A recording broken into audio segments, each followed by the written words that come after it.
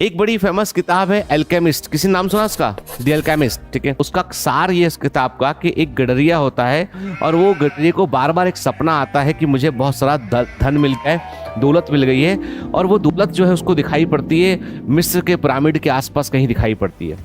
तो वो स्पेन से वो लड़का निकलता है, मिस्र के पिरामिड जाने के लिए निकलता है वो, कि वहां पे मुझे दौलत मिलेगी। वो सपना उसको रोज हॉन्ट करता है, रोज वो सपना, एक ही सेम ड्रीम रोज उसको आता है, हर दिन आता है।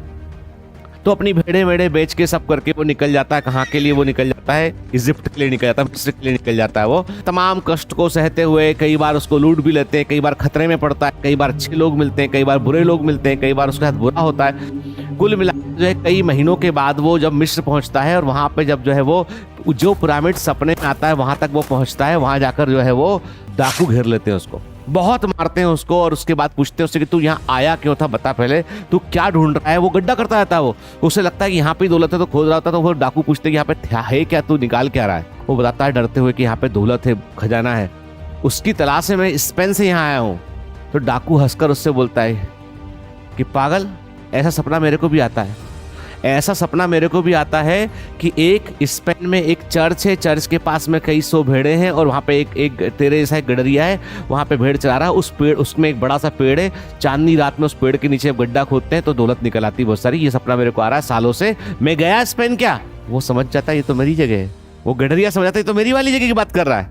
वो लौट के वापस आता है, फिर वहाँ गड्ढा खोदता है, देखता है सारी दौलत वहीं थी, जिस चर्च से वो निकला था, जिस चर्च से तलाश में निकला था, दौलत पूरी वहीं थी, है ना। लेकिन एक सफर पूरा करके आया, जिंदगी भी सीख के आया वो, और अपने सपने को पाया उसने जो चाह रहा था वो। हम सब लोग भी उसी गडरिये के समान है बेटा, ठीक है ना। हम निकले हैं घर से कि कुछ मिलेगा हमें, ठीक है ना, और वो आपके अपने अंदर ही है।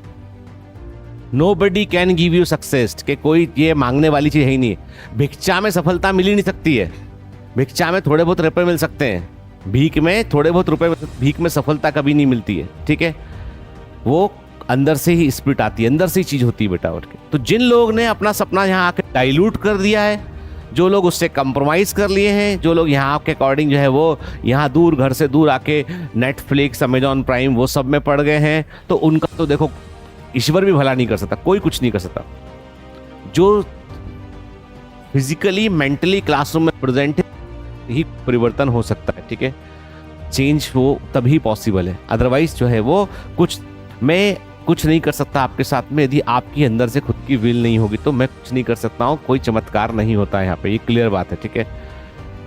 जिस पटाखे में बारूद ही ना हो उस में लगाता हो आग, फूटेगा क्या? वो नहीं फूटेगा, ठीक है। तो भैया अंदर बारूद होना बहुत जरूरी है।